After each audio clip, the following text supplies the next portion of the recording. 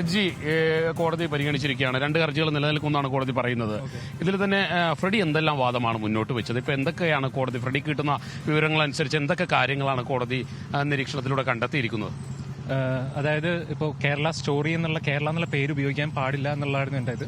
കാരണം കേരളം അല്ല മലയാളികൾ, ലോകത്തെല്ലായിടത്തുള്ള മലയാളികൾക്ക് ഇതുമൂലം ഉണ്ടാകുന്ന ചീത്തപ്പേരാണ് വിഷയം. അപ്പോൾ ഇതായിരുന്നു നമ്മളുടെ വാദം. അതുകൂടാണ്ട് മൂവി ബാൻ ചെയ്യണം എന്നുള്ള കൂടി ഉണ്ടായിരുന്നു. അപ്പോൾ കോടതി നല്ലൊരു വിധിയാണ് തന്നത്. നോക്കാം. 15 ദിവസത്തേക്കാണ് സ്റ്റേ. നോക്കാം.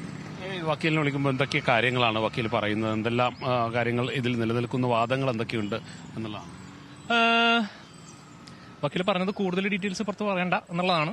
എങ്കിലും അത്യാവശ്യം കാര്യങ്ങൾ പറയാം. അത്യാവശ്യം എന്ന് പറഞ്ഞാൽ കേരള എന്നുള്ള പേര് ഉപയോഗിച്ചുകൊണ്ടുള്ള പ്രശ്നമാണ് നമ്മൾ മുന്നോട്ട് വെച്ചത്. അത് ഞാൻ അനുഭവിച്ച കുറേ പ്രശ്നങ്ങളുണ്ട് കേരള സ്റ്റോറി 1 വന്നതിൽ. പിന്നെ അതുപോലെ തന്നെ ഇത് വരുമ്പോഴും ഞാനും മറ്റു പലരും അനുഭവിക്കും ഈ കേരളത്തിനോടുള്ള ചീത്തപ്പേര്, തെറ്റിദ്ധാരണ കാര്യങ്ങളെല്ലാം. അപ്പോൾ അത് മാറ്റണം എന്നുള്ള രീതിയിലാണ് നമ്മൾ മുമ്പോട്ട് വെച്ചത്. നോക്കാം. അപ്പോൾ തന്നെ ഫ്രെഡി ഇതിലെ ടീച്ചറൊക്കെ കണ്ടിരുന്നല്ലോ. ടീച്ചറൊക്കെ കണ്ടപ്പോൾ ഫ്രെഡിക്ക് എന്തൊക്കെയാണ് ഇതിൽ നിന്നും മനസ്സിലാക്കാൻ കഴിഞ്ഞത്? ഇതൊരു അജണ്ടയുടെ ഭാഗമാണ് എന്നുള്ളൊരു തോന്നലുണ്ട്. അല്ലേ? അജണ്ടയാണല്ലോ, അതുകൊണ്ടാണല്ലോ നമ്മൾ പ്രതികരിച്ചത്. ഇപ്പോൾ മലയാളിയെ തീരെ താഴ്ത്തിക്കെട്ടുക എന്നുള്ളത് നമ്മൾ ഒരിക്കലും അംഗീകരിക്കുന്നില്ല. അതുപോലെ ലോകത്തെല്ലായിടത്തുള്ള കേരളീയർക്ക് അല്ലെങ്കിൽ മലയാളികൾക്ക് ഒരു ചീത്തപ്പേരുണ്ടാക്കുന്ന രീതിയിൽ ഇവർ മുമ്പോട്ട് വെക്കുന്ന പ്രൊപ്പഗാൻഡയെ താങ്ങേണ്ട അവസ്ഥ ഇന്ന് മലയാളിക്കില്ല. അതുകൊണ്ട് മലയാളികൾക്ക് വേണ്ടി ചെയ്തതും കൂടിയായിട്ടാണ് കൂട്ടിക്കൊള്ളുക.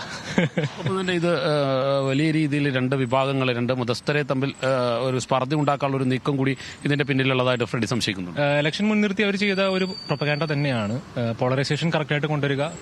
പോളറൈസേഷൻ നടന്നാൽ മാത്രമേ ചിലവർക്ക് അഡ്വാൻറ്റേജ് കിട്ടുള്ളൂ. അത് വളരെ വ്യക്തമായിട്ട് അവർ ചെയ്തു എന്നുള്ളതാണ് സത്യം.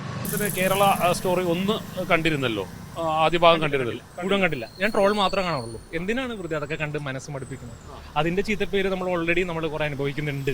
കേരളത്തിൽ ഇങ്ങനെയാണ് അങ്ങനെയാണ്. അപ്പോൾ നമ്മളൊന്ന് മാറ്റിപ്പിടിച്ച എന്തായാലും ഇത് വന്നതിന് മുമ്പ് തന്നെ നമ്മളതുകൊണ്ടാണ് പെറ്റീഷനും പോയത്. ഇതിന്റെ പ്രദർശനം ഇപ്പോൾ 15 ദിവസത്തേക്കാണ് താൽക്കാലികമായിട്ടും അനുമതി നിഷേധിച്ചിരിക്കുന്നത്. പക്ഷേ ഇനിയുള്ള ഒരു പോരാട്ടം എങ്ങനെയായിരിക്കും? ഏതറ്റം വരെയും പോവാം. മലയാളികളുണ്ടല്ലോ കൂടെ. അപ്പോൾ നമുക്ക് മുമ്പോട്ട് പോവാം. സുപ്രീം കോർട്ട് പോവാം. ഇതിൽ ബീഫ് കഴിക്കുന്ന ഭാഗമൊക്കെ കണ്ടിട്ടുണ്ടാവുമല്ലോ. ബീഫ് അല്ല, ബീഫ് പോർക്കോ അതൊക്കെ ഓരോരുത്തരുടെ ഇഷ്ടമാണ്. നിങ്ങൾ ക്രിസ്ത്യനാണോ, മുസ്ലിമാണോ, ഹിന്ദു ആണോ, നിങ്ങളുടെ മതം ഏതാണോ, അത് നിങ്ങളുടെ പേഴ്സണൽ ചോയ്സ് ആണ്. മതമെല്ലാം പേഴ്സണൽ ചോയ്സ് ആണ്. അത് ഒരാളുടെ മുകളിലേക്ക് അടിച്ചേൽപ്പിക്കേണ്ട അവസ്ഥ ഇതുവരെ ഇല്ല. അപ്പോൾ നമുക്ക് നോക്കാം. ഇവരിങ്ങനെ അടിച്ചേൽപ്പിക്കുന്നതാണല്ലോ പറയണേ. അപ്പോൾ നമ്മൾ നേരെ തിരാം. ഏതെങ്കിലും തരത്തിലുള്ള ഭീഷണികളൊക്കെ ഉണ്ടായിരുന്നു? ഉണ്ട്. അതൊക്കെ ഇഷ്ടം പോലെ ഉണ്ട്. ഇപ്പോഴും ഭീഷണി നിലനിൽക്കുന്നു. ഇഷ്ടമുണ്ട്. മറ്റേ ഒരു വക്കീലുണ്ടല്ലോ, നമ്മുടെ പേര് ഞാൻ വിട്ടുപോയി. അപ്പോൾ വക്കീലിൻ്റെയൊക്കെ പോസ്റ്റ് ഞാൻ രാവിലെ കണ്ടായിരുന്നു. എന്തായാലും പേടിച്ചിട്ടില്ല.